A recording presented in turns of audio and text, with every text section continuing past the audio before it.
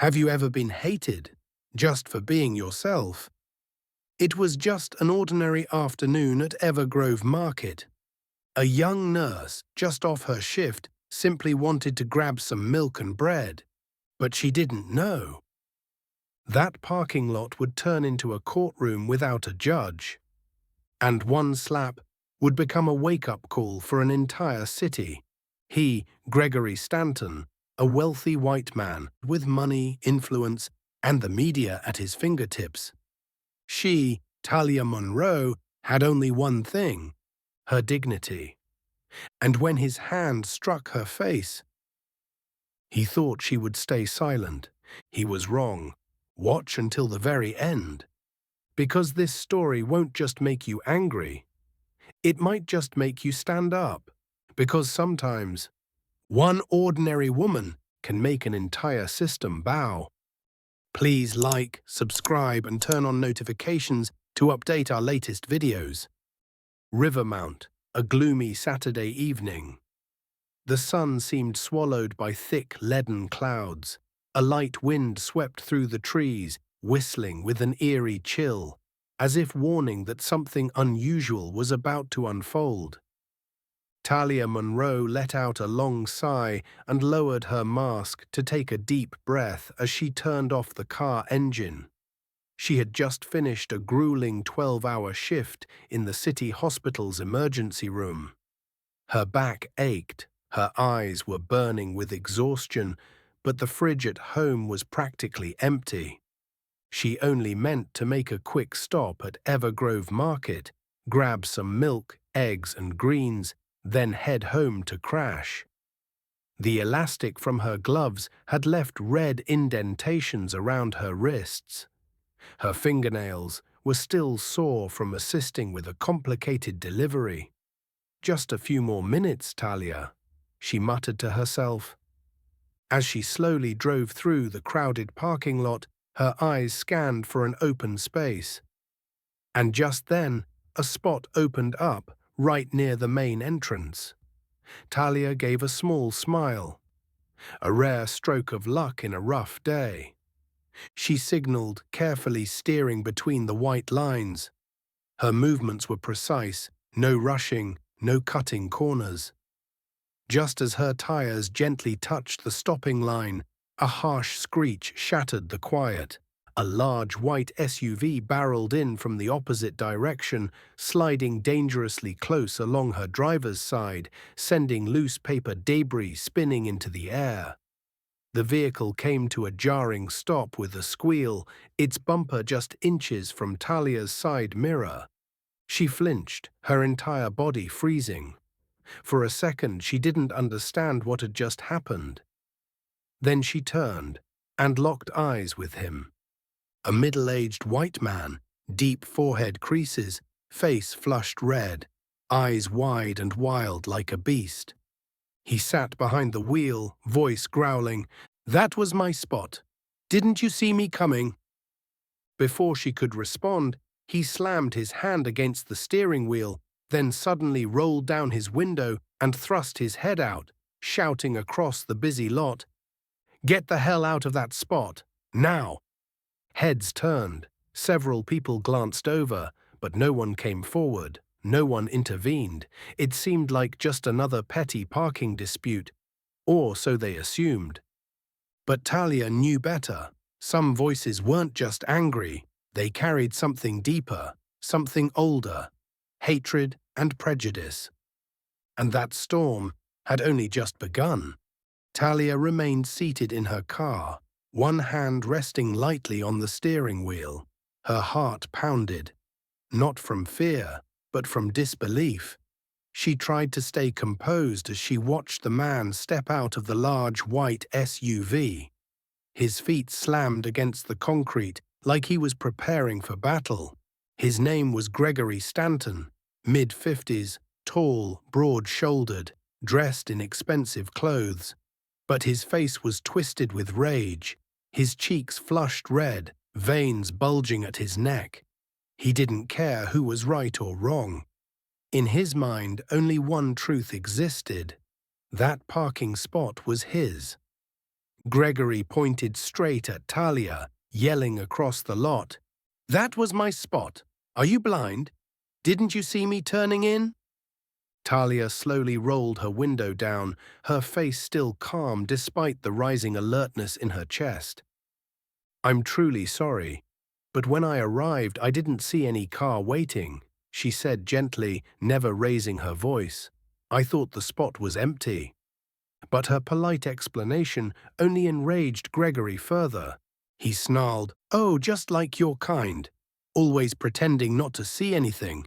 You think everyone else is stupid?"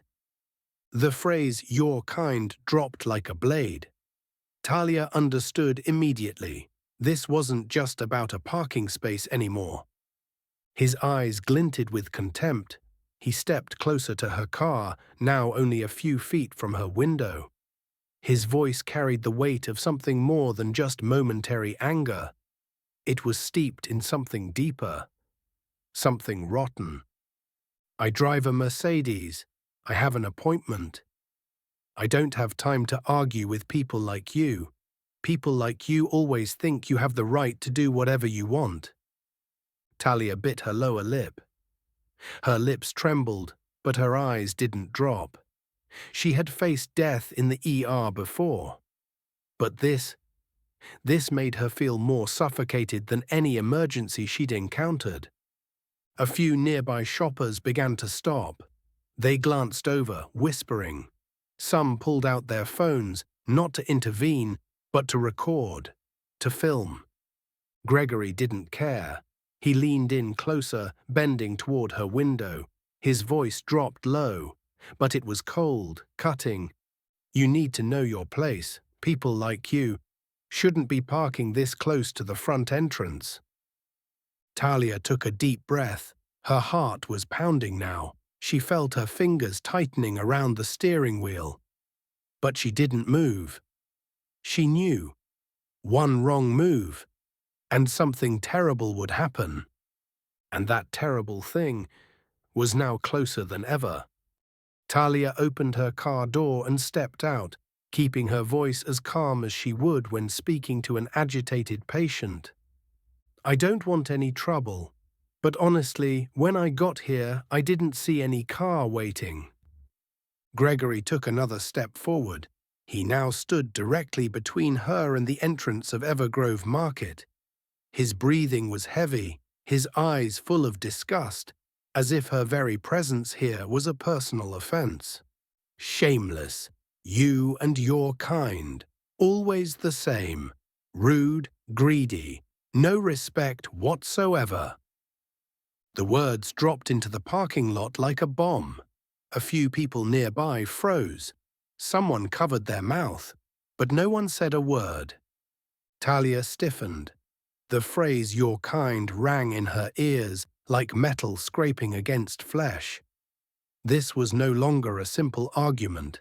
This was racism, blatant and deliberate. She clenched her fists, but remained composed. "I'm asking you to stop. I don't deserve to be spoken to like this." Gregory scoffed, tilting his head, voice dripping with contempt. "Oh? And who do you think you are? A nurse? Think that uniform gives you the right to stand on equal ground with me?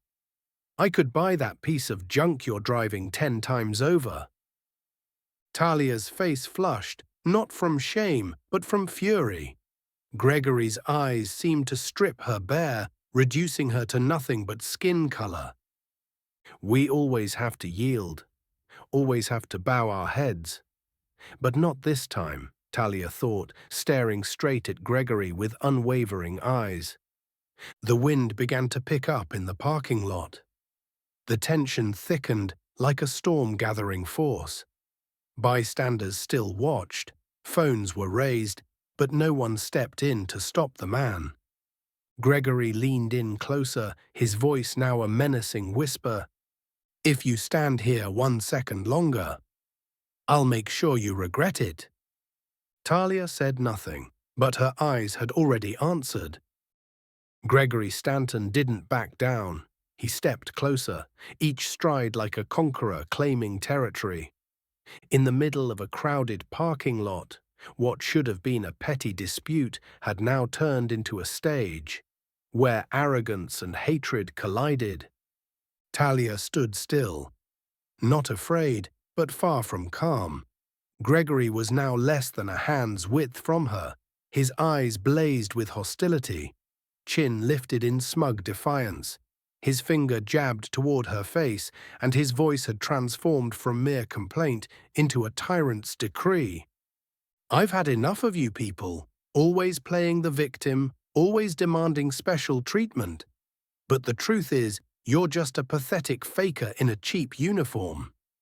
He spat out the next line, grinding the words through clenched teeth. "You better remember your place before I teach you a lesson." A few small gasps rippled through the surrounding crowd. A young mother pulled her son aside. A middle-aged man began filming with his phone. But still no one spoke up.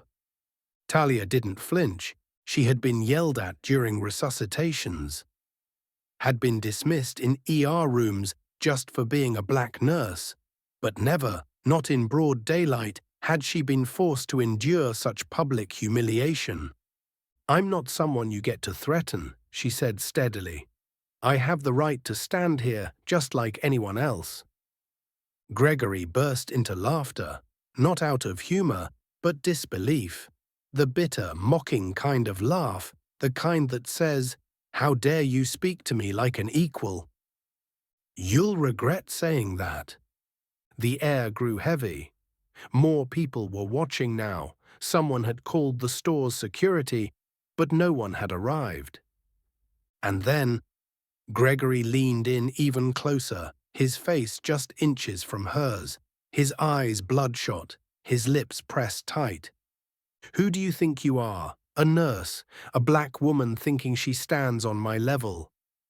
Talia said nothing, but it was that very silence and the unyielding look in her eyes that made Gregory feel more insulted than any words could.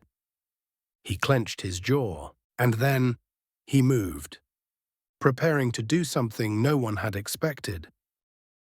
Just a split second after Talia's defiant stare, Gregory Stanton lost all control. Smack! The sharp crack echoed like thunder across the dead-silent parking lot. A white hand, seething with rage, landed squarely on Talia Monroe's left cheek. Her body staggered a step, her head snapped to the side from the force. Her vision dimmed for a few seconds. The air around them seemed to freeze. An elderly man pushing a shopping cart dropped his bag of oranges. A store clerk in a green Evergrove Market uniform stood paralyzed. The people who had their phones out earlier now all hit record, clearer than ever. Talia didn't strike back, not because she was weak, but because she was stunned. She had been insulted before, yes, but never had she been assaulted in public for no reason other than simply existing. Her cheek burned, her eyes welled up, not from pain, but from fury and humiliation. Gregory stood there panting as if he had just carried out some justified act. He roared, "Now do you get it? This is what happens when people like you step out of line." A heavy silence fell, but no applause came. No nods of agreement. The power Gregory believed he wielded was cracking. A young mother, holding her child's hand, lowered her gaze and hurried past the scene. But just before she entered the store, she glanced back at Talia, with a look mixed with guilt and shame. Talia lifted her head. Her eyes had changed. No more fear, no more hesitation, only razor-sharp clarity and a silent decision. The afternoon breeze in Rivermount swept lightly across the Evergrove Market parking lot. But inside Talia Monroe, a storm was surging. Gregory Stanton still stood there, arrogant, smug, convinced that he had just taught a lesson to someone who didn't know her place. Talia raised her hand to her cheek. The sting of the slap still burned, but the deepest pain lay within her heart. She hadn't just been insulted as an individual. It felt like her entire community had been struck by that hand. She looked around, still the same averted gazes, a few phones continuing to record, but not a single person stepped forward. Talia took a deep breath, then walked forward. No warning, no shouting. She raised her hand and struck back. Smack! Her hand landed squarely on Gregory's cheek with just enough force, not to cause pain, but to send a message. I am not someone who stays silent. Gregory stumbled back a step.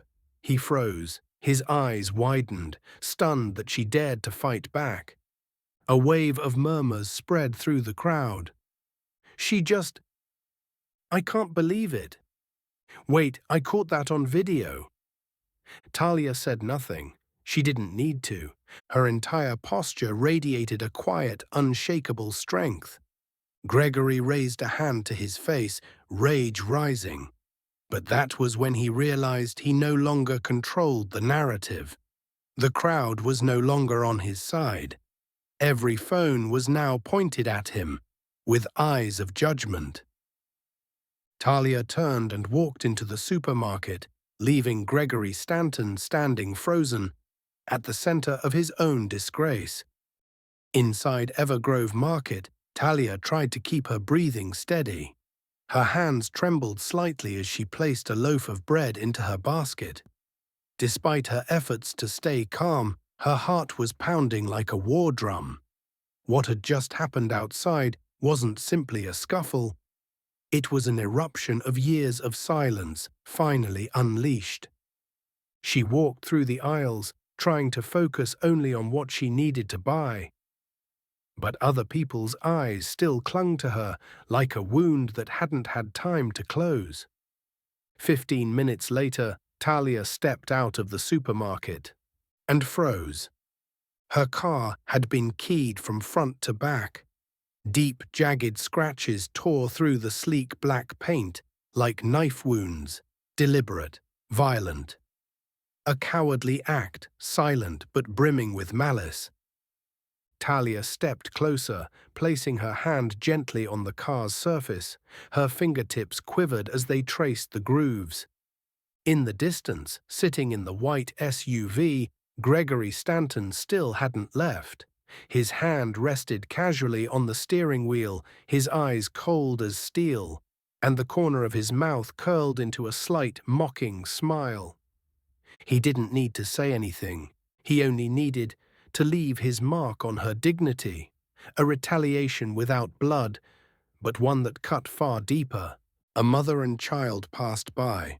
The mother slowed down when she saw the scene. She glanced toward Gregory, then quickly looked away and hurried off. No one said anything. No one stepped in. Talia stood there, a living witness to the truth that hatred doesn't always scream. Sometimes it only needs a sharp object and a twisted soul. But she didn't cry. She pulled out her phone and called 911. I'd like to report a crime. I was assaulted and my car was vandalized. Talia's voice was clear and resolute, not a hint of a tremble. The dispatcher asked for her location. She replied, parking lot in front of Evergrove Market, Rivermount. Then she hung up, no hesitation. She was no longer the woman caught in a moment of panic. She was a nurse, someone who had stood face to face with life and death crises. And now she was standing before a different kind of battle, a fight for dignity. The white SUV was still parked there. It hadn't moved. Gregory Stanton hadn't left. For a brief moment, their eyes met again. Talia walked toward him, unafraid. Gregory lowered his window halfway. His voice was lazy, taunting. "Oh, you're still here? I thought someone like you would know her place and leave." Talia didn't answer. She simply raised her phone and took a photo of his license plate. Then calmly said, "The police are on their way. I'm curious what you'll say when they start asking questions." Gregory let out a dry, mocking laugh, but his eyes flickered. showing the first trace of unease. "You're really going to turn a little spat into a whole legal mess." Talia looked him square in the eye. "Number, I'm going to turn the truth into evidence." A few minutes later, the wail of a police siren echoed in the distance. Gregory turned his head, adjusting his collar, trying to look composed. But Talia, she stood tall, her fists clenched at her sides. Her eyes no longer belonged to someone who had been hurt. They were the eyes of a warrior stepping into a battle for justice. Not even a minute after the two patrol officers stepped out of their vehicle, Gregory Stanton rushed forward, his voice urgent, as if he were the one calling for help.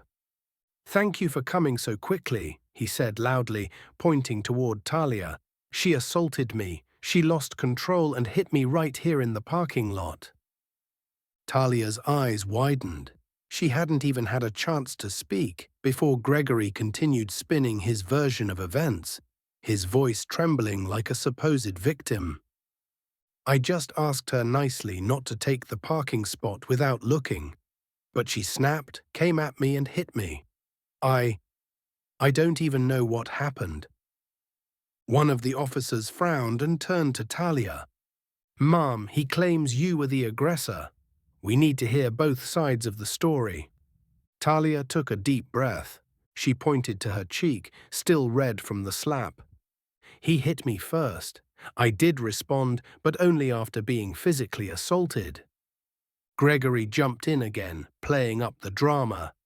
"I was only defending myself. She came at me first. And cursed at me too. Someone recorded it. You'll see." He then pulled out his phone and played a video, but it was a clipped version. It only showed the moment Talia slapped him, not what led up to it. The officer watching frowned, clearly uncertain. Gregory seized the moment. "See, it's obvious. I was attacked." Talia clenched her fists. The injustice seeped into every breath she took. But she didn't yell. She knew. The truth doesn't need to scream. It just needs to be proven. You can check the security cameras from Evergrove Market. And there was someone nearby recording everything. I believe someone out there saw it all." The two officers exchanged glances. One of them nodded. "We'll head into the store to request surveillance footage. Would you be willing to give a written statement?" Talia nodded calmly. Deep down she knew he could lie. But the scratches on her car, the first slap, that smug look in his eyes, they couldn't be erased. Just one day after the incident, Gregory Stanton hired Robert Klein, one of the most prominent celebrity lawyers in the state of Rivermount. A seasoned veteran in media lawsuits and, more notably, an expert at twisting the truth. That same afternoon, headlines began flooding social media. "Middle-aged man attacked by aggressive black woman in parking lot." Accompanying the headline was a short video clip, the very one Gregory had given the police. It conveniently excluded the first slap he delivered. Talia stared at her phone screen, heart sinking. The comment section was a flood of hatred, mockery, even threats. Another one playing the victim card. She was clearly the aggressor. Women like that deserve to be hit back. Gregory Stanton appeared on a morning talk show, portraying himself as weak, shaken, and deeply afraid of being attacked in public. Behind the cameras, his attorney Miles Thatcher smiled with quiet confidence. Talia sat in silence in her small apartment. She wasn't a public figure. She didn't have media on her side. But she had the truth, and the truth deserved to be defended. Her attorney, Samantha Blake, quickly responded, "We're not letting him rewrite this story. I've already filed for police to review the full security footage, and if there are any witnesses, we'll find them." But Samantha also understood this battle was no longer just in the courtroom. Gregory was playing a psychological game. He wanted Talia to break. to turn her into a villain before the trial even began. And in that moment, amid the waves of disinformation and cruel comments, Talia received a message. It was from Camila Reyes, the young woman she remembered standing nearby, holding her child during the incident. "I stayed silent because I was scared, but I can't sit back while they smear your name. I have a full video, from start to finish." Talia read the message again and again, tears welled in her eyes, silent but full of release. In the middle of this storm of manipulation and slander, a single light had been lit. Tuesday morning, 3 days after the incident. The atmosphere inside the Rivermount Police Department was tense.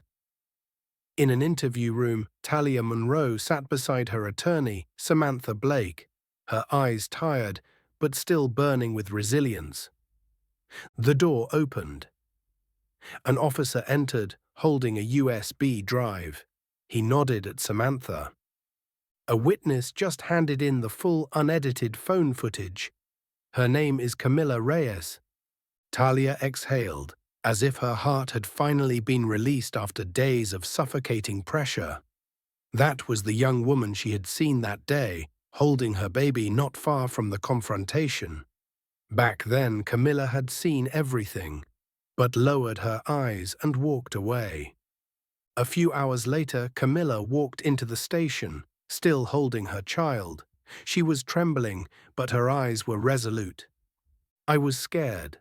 I didn't want to get involved. But when I saw her being smeared on TV, I couldn't stay silent anymore."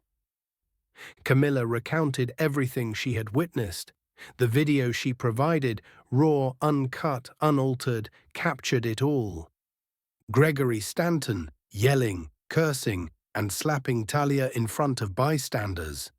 Then the footage clearly showed him scratching up her car after she had already walked into the supermarket. When the investigators played the video in front of the entire review team, no one spoke. Each frame was a slap in the face to the media machine trying to rewrite the truth. Talia turned to Camilla, her voice hoarse. "Thank you for stepping forward, not just for me, but for justice." Camilla squeezed Talia's hand gently and replied, "I teach my child to know right from wrong. Today I had to do what's right." News spread quickly. The full video was released online, and it caught fire. Within hours, public opinion shifted. The vicious attacks against Talia faded, replaced by apologies, support, and growing outrage toward Gregory Stanton. At a press conference, attorney Samantha Blake delivered a single cutting statement. "We will bring this entire truth into court, and this time he has nowhere left to hide." Talia stood beside her, no longer a victim, but a woman bearing the evidence of justice. The first day of the trial, Rivermount Central Courthouse was packed. Journalists, onlookers, everyday citizens, all had gathered to witness what many were calling a test of justice. Talia Monroe entered the courtroom in a simple deep blue suit.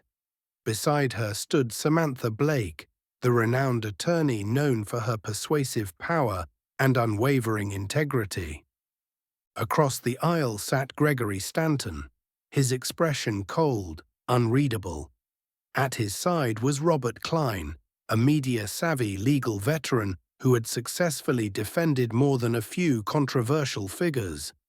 The judge struck the gavel. The proceedings began. Robert Klein rose first, speaking in a calm, almost sanctimonious tone. "My client is a father, a respectable citizen who was attacked during a tense misunderstanding. We have evidence showing that Ms. Monroe acted aggressively first." He proceeded to play a heavily edited video clip, showing only the moment Talia slapped Gregory, carefully omitting the part where he had struck her first. A few murmurs rippled through the courtroom. Then Samantha Blake stood. Her expression was unshaken. And now we present the full truth. She signaled toward the screen. It switched to the uncut footage provided by Camilla Reyes, raw, unedited, and complete. The room fell silent. Every detail was clear. Gregory Stanton yelling, insulting, threatening, and then striking Talia in broad daylight. The video continued, showing him later scratching her car while she was inside the store. Whispers grew louder. A member of the jury clutched their chest, visibly shaken by what they had seen. Samantha stepped toward the jury box, her voice calm but cutting. "We are not here to judge emotions. We are here to judge the facts. And the fact is this. A black woman was assaulted, humiliated, and then framed as the aggressor." She paused, then delivered her closing line with quiet conviction. "If we let lies prevail today, who will be the next victim tomorrow?" Talia sat silently, eyes shimmering, not from pain, but because finally her voice was being heard. Gregory sat frozen, his hand clenched the armrest tightly. He knew Dash. The mask had fallen. The air in the courtroom was thick, as if everyone was holding their breath in rhythm with each heartbeat. Gregory Stanton stared down at the floor, his eyes vacant. The once arrogant expression on his face had hardened, calculating his final escape route. Robert Klein made one last attempt to salvage the case with a closing argument. "Your Honor, my client reacted while in a state of provocation. Regardless of what the video may show, we can't fully interpret the emotions involved in that moment." But that line of reasoning only deepened the frowns on the jury's faces. They had seen the footage, heard the testimonies, and they knew not for a single second had Talia been the aggressor. Now it was Samantha Blake's turn to approach. Her voice wasn't loud, but every word was a blade. If assaulting and demeaning someone in broad daylight can be excused as emotional response, then what purpose does the law serve? Today we are not only judging Gregory Stanton, we are answering a far bigger question. Does truth still carry weight in this society? The judge nodded solemnly.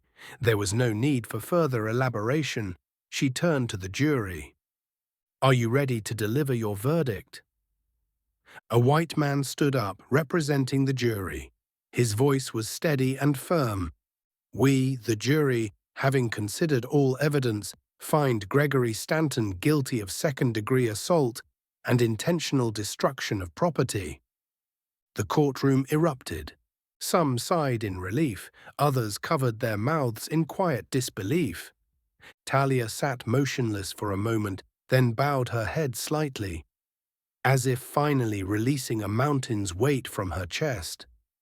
Gregory shot up from his seat, shouting, "You can't do this to me. I'll appeal. I'll sue every one of you." But no one responded.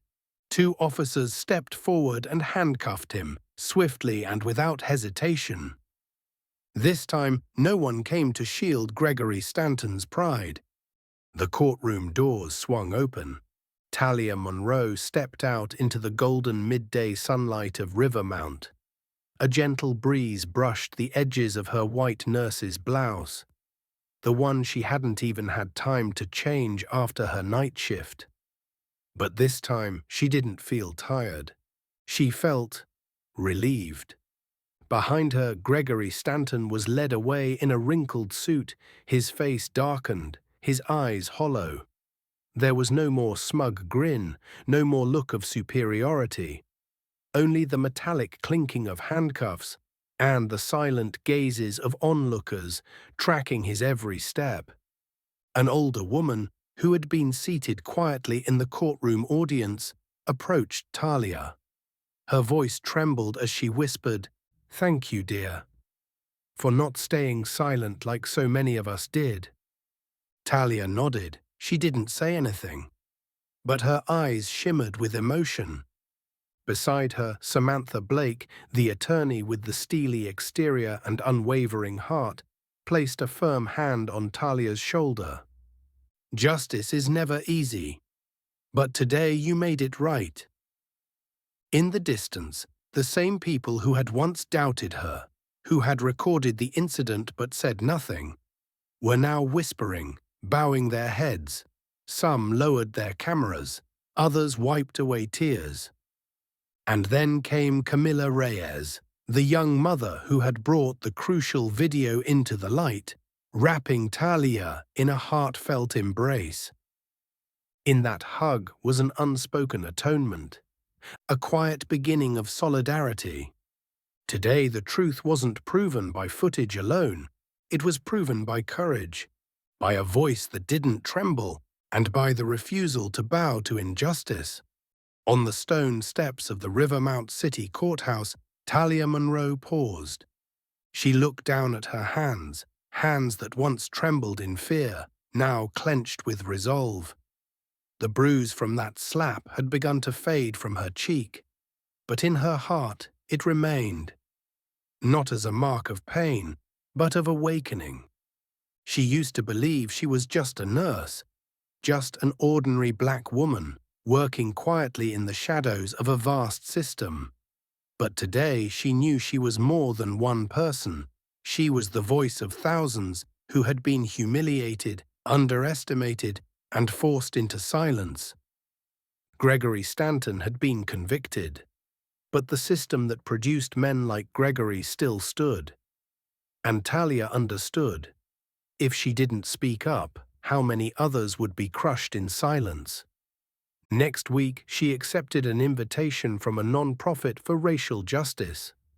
Next month, she would speak at a national healthcare conference about unconscious bias in service professions. And tomorrow, she would return to her hospital shift because saving lives had always been her calling. But from now on, Talia Monroe wouldn't just save lives with stethoscopes and syringes. She was saving a generation, with truth, with courage, and with action. Some battles aren't fought on battlefields, but in a supermarket parking lot, between a word of prejudice and a proud, defiant slap. Talia Monroe was not a superhero. She had no cape, no power, no backing, only a pair of steadfast eyes and a heart that refused to bow. In a society where justice often arrives late, or never at all, Talia taught us this: justice does not appear on its own. It needs someone brave enough to demand it. Truth does not echo on its own. It needs someone bold enough to speak it. And if you've ever been pushed aside because of your skin color, your background, or your appearance, remember this: your silence feeds the wrong, but your courage can change a generation. Don't forget to like, share, and subscribe if you believe. Justice is more than a verdict. It's a voice, an action, and sometimes it starts with just one person.